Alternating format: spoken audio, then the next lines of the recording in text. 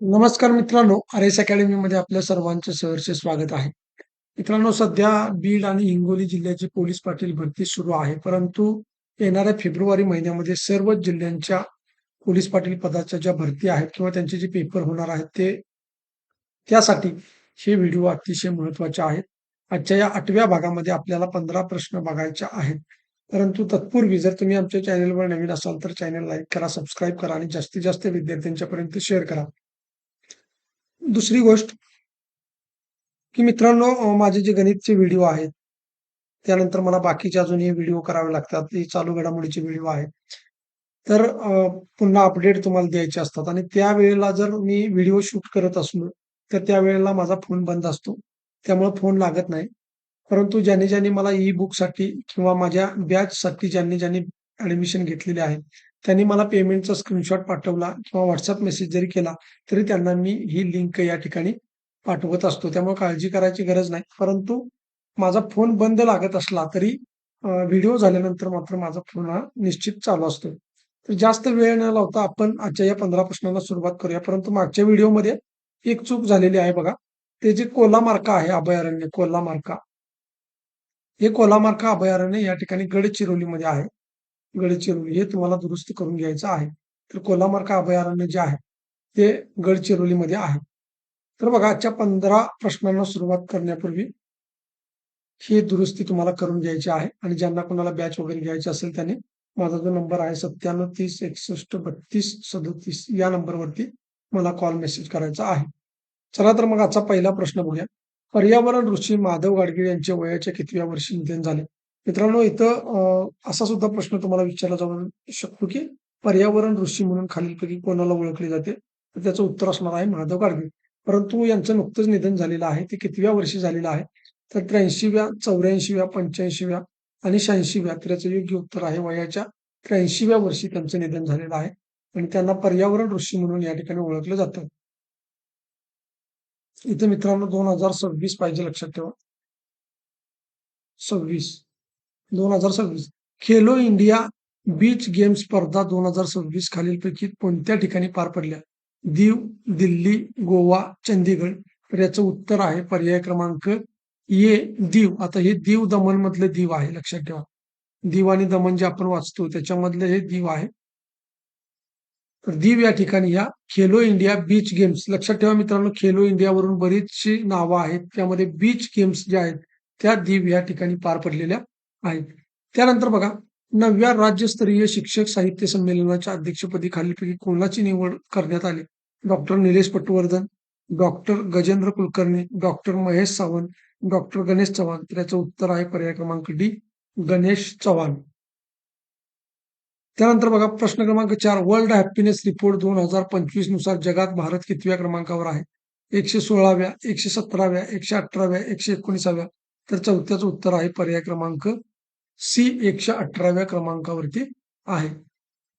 मध्ये जागतिक आनंदी, लक्षात ठेवा, वर्ल्ड हॅपीनेस म्हणजे काय की जागतिक आनंदी देशांच्या यादीमध्ये भारत 118व्या स्थानावरती आहे. त्यानंतर बघा, बिहारमध्ये तयार करण्यात आलेला पहिल्या सुपर कॉम्प्युटरचे नाव काय? परमरुद्रा, परम विष्णू, परम कृष्णा, परम इंद्रा. तर याचं योग्य उत्तर आहे परमरुद्रा. तर IIT बिहारमध्ये हा काय केलेला आहे, सुपर कॉम्प्युटर तयार करण्यात आलेला आहे. त्यानंतर बघा, प्रश्न क्रमांक 6. खालीलपैकी कोणत्या राज्यात ग्रीन टू गोल्ड योजना राबवण्यात येणार आहे? महाराष्ट्र, उत्तर प्रदेश, पंजाब आणि हिमाचल प्रदेश. तर 6चं उत्तर आहे पर्याय क्रमांक डी, हिमाचल प्रदेश. योजनेचं नाव आहे ग्रीन टू गोल्ड योजना. त्यानंतर बघा, प्रश्न क्रमांक 7. पहिल्या खेलो इंडिया ट्रायबल गेम्सचा शुभंकर खालीलपैकी काय आहे? नरवीर, मोरवीर, धर्मवीर, आर्यवीर. तर याचं योग्य उत्तर आहे पर्याय क्रमांक बी, मोरवीर. त्यानंतर बघा, प्रश्न क्रमांक 8. न्यू बॅलन्सच्या पहिल्या भारतीय ब्रँड अँबॅसेडर म्हणून खालीलपैकी कोणाची नियुक्ती करण्यात आली? जान्हवी कपूर, दीपिका पादुकोण, विद्या बालन, ऐश्वर्या राय. तर याचं योग्य उत्तर आहे पर्याय क्रमांक ई, जान्हवी कपूर. प्रश्न क्रमांक 9 बघा, प्रधानमंत्री राष्ट्रीय बाल पुरस्कार 2025 एकूण किती मुलांना मिळाला? 18, 19, 20, 21. तर याचं योग्य उत्तर आहे पर्याय क्रमांक सी, 20 मुलांना मिळालेला आहे. प्रश्न क्रमांक 10 बघा. भारताचे पहिले शून्य अपशिष्ट ई कचरा उद्यान खालीलपैकी कोणत्या ठिकाणी आहे? सुरत, गुजरात, होलंबिकाला, दिल्ली, मुंबई, महाराष्ट्र, बेंगलोर, कर्नाटक. तर याचं योग्य उत्तर आहे होलंबिकाला, दिल्ली.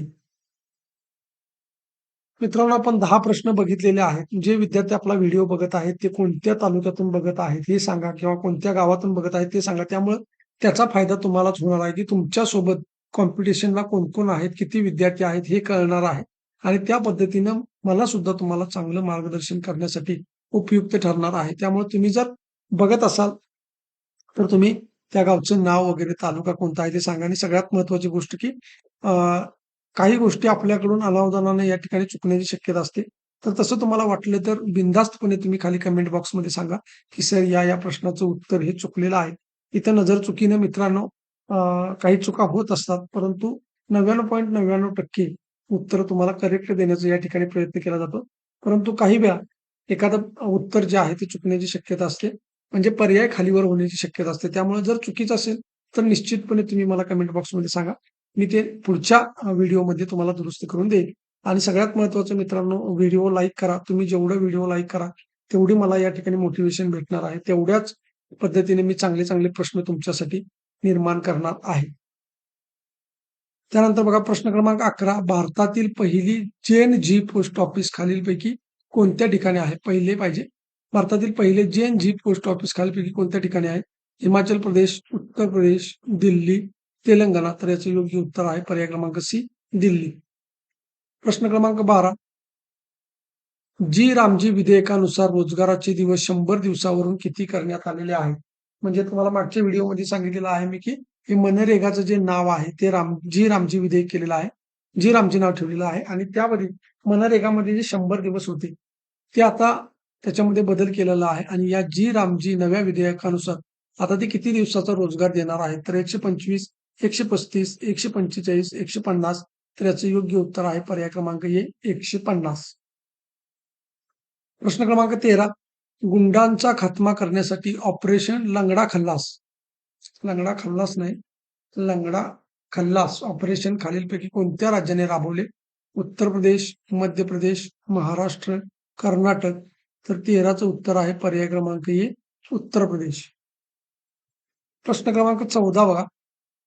प्लास्टिक प्रदूषण कमी करण्यासाठी खालीलपैकी कोणत्या राज्याने ग्रीन डिपॉझिट स्कीम बघा, ग्रीन डिपॉझिट स्कीम राबवली आहे? सिक्कीम, आसाम, हिमाचल प्रदेश, मेघालय. तर 14चं उत्तर आहे पर्याय क्रमांक डी, मेघालय.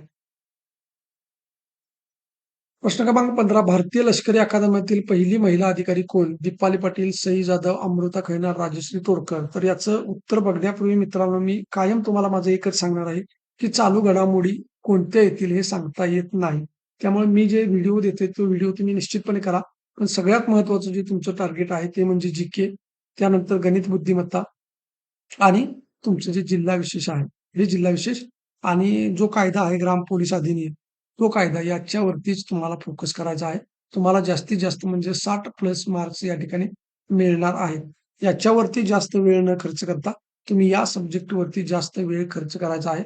तर तुम्हाला 60 ते 65 प्लस मार्क्स या ठिकाणी आरामात येऊन जाणार आहेत. त्यामुळे माझं सांगणं तुम्हाला नेहमी राहील, की तुम्ही या 1 महिना जो आहे, तो या 1 महिन्यामध्ये तुम्हाला या गोष्टी चांगल्या पद्धतीने कव्हर करायच्या आहेत. प्रश्न क्रमांक 15चं उत्तर आहे मित्रांनो, साई जाधव. तर अशा पद्धतीने आपण या ठिकाणी 15 प्रश्न बघितलेले आहेत.